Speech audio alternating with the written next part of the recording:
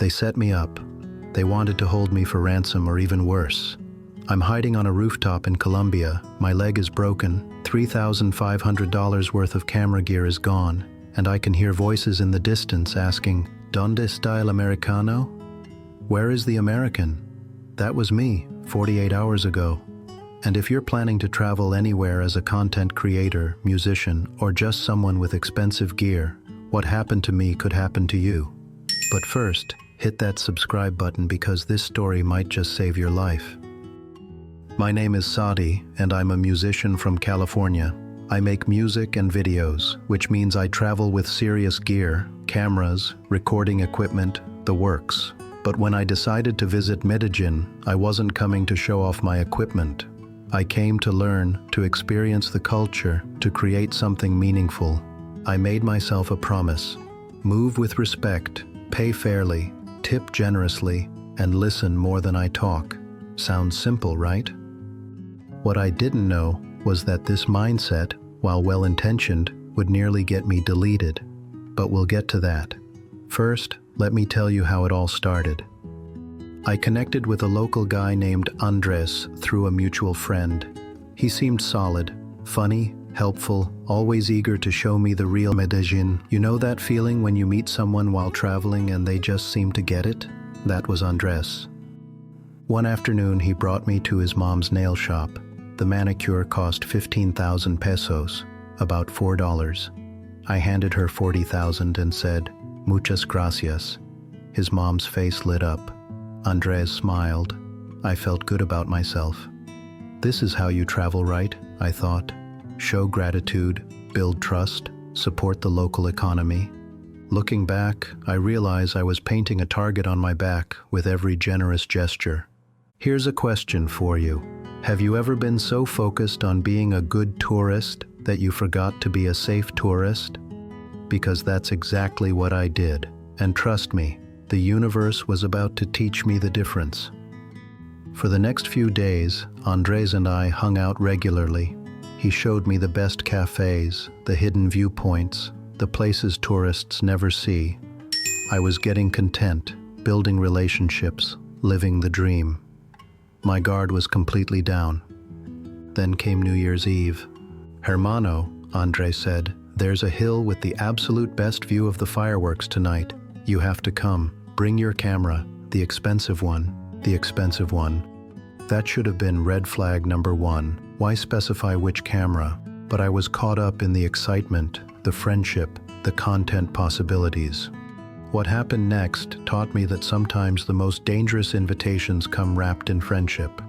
And sometimes trusting the wrong person doesn't just cost you money, it nearly gets you X'd out.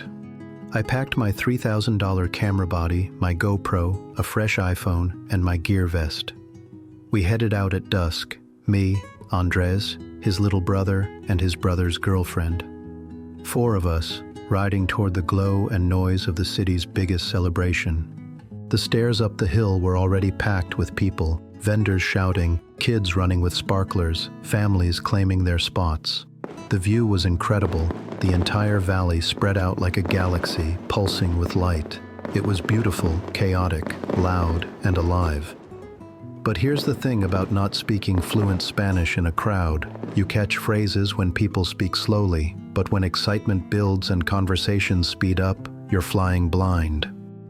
I heard joking, laughter, comments that didn't feel entirely friendly. Nothing I could pin down exactly, just that subtle shift in energy you get when you realize the laughter isn't meant for you. Have you ever been in a situation where your gut is telling you something's wrong, but your mind is trying to rationalize it away? What would you do in that moment? Then Andres did something that made my stomach drop.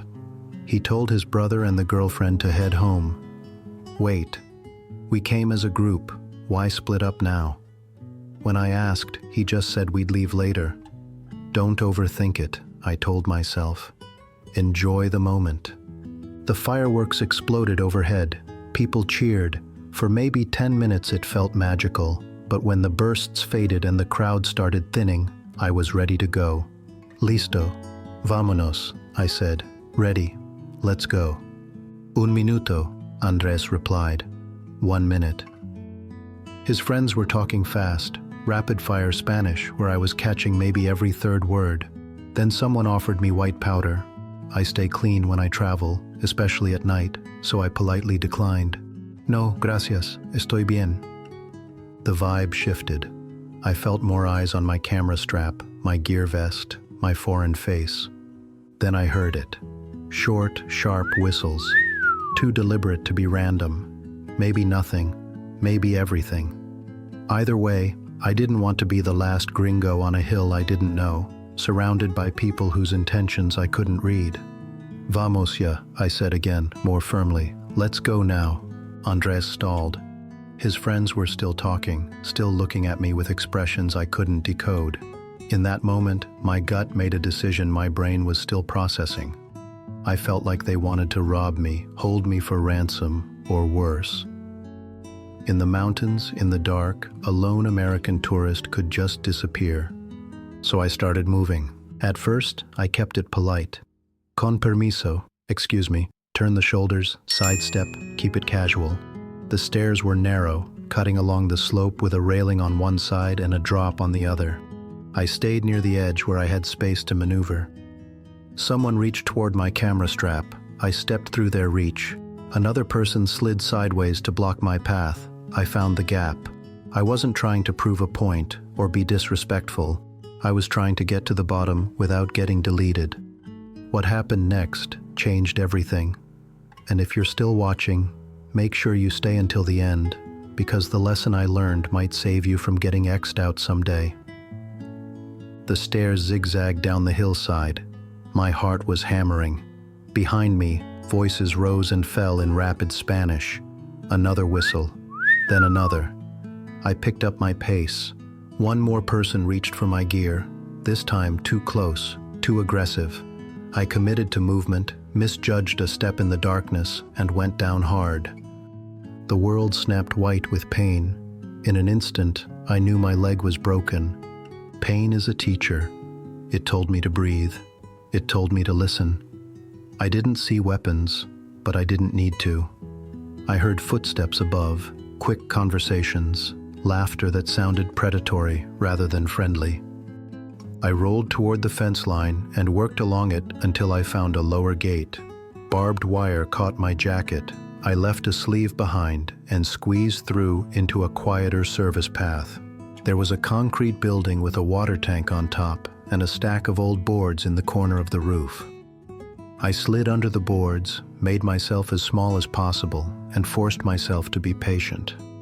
Here's what they don't tell you about hiding when someone wants you deleted. Every sound becomes amplified, every shadow could be a threat, and time moves differently when you're afraid. I cut off my dreadlocks, all of them, and threw them to the other side of the road as misdirection. If they were looking for a guy with long dreads, maybe they'd follow the wrong trail. For hours, I heard them searching.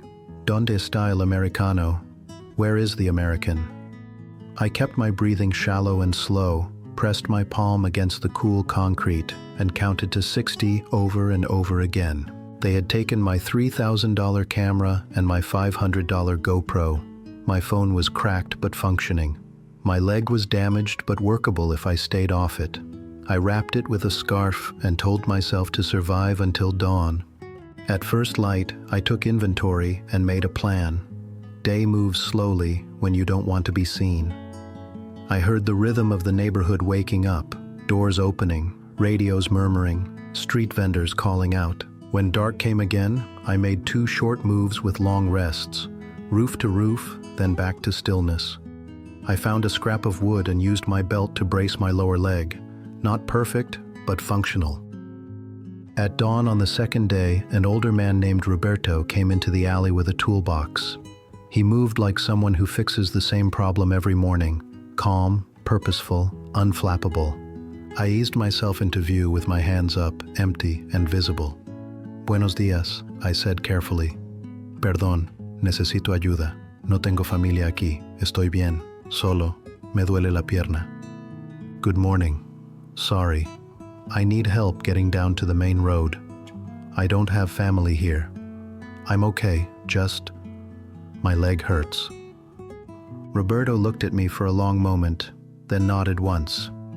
No questions, no drama, just human kindness when I needed it most. That walk down to the main road, Roberto leading, me limping behind, taught me something profound about Colombia that one bad night couldn't erase. Back at my rental, icing my leg and processing what happened, I realized this wasn't really a story about Colombia. This was a story about preparation, awareness, and the expensive cost of misplaced trust. Here's what I learned, and what could save your life if you're traveling with valuable gear. Never advertise value. Neutral clothes, basic phone visible, gear tucked away until you absolutely need it. Don't trust easily. Trust is the most expensive mistake a foreign traveler can make. Friendliness doesn't equal friendship. Set your exit time before you arrive and stick to it. Even if the view is perfect, even if the party is just getting good. Never split the group on unfamiliar terrain. If you arrive together, you leave together. Period. Learn the Spanish you need for safety. Vamos ya. Let's go now. Estoy listo. I'm ready. ¿Dónde está la salida? Where's the exit? Decline substances. Substances decline your odds of making good decisions. When the vibe turns, don't argue, move. I'm not here to paint Colombia or any country with one story. I still love Colombia, its coffee, its views, the kindness that showed up at dawn with a toolbox and a nod. Roberto's quiet generosity restored my faith in human nature. But here's the reality. As content creators, as musicians, as travelers carrying expensive gear, we're walking targets if we're not careful. One moment of misplaced trust can cost you everything. If this story helped you, I need you to do something. Subscribe to this channel and share this video with one traveler who needs this reminder. Because trust is earned, not bought. Move early, move together, and always move toward the light. What would you have done in my situation? Let me know in the comments below. And remember, the best travel stories are the ones where you make it home safely to tell them. Before you go, grab your free Gringo survival guide. It's packed with real scams and simple steps to keep you safe. The link's in the description.